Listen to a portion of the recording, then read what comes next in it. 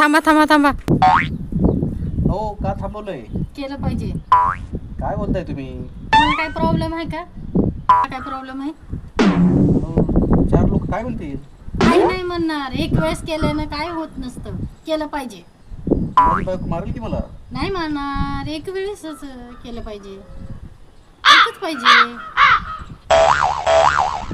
ठीक आहे. तशी तुमची इच्छा. चला. हे केलं पाहिजे. बाईला विनाकारण मार खाल्ला राव.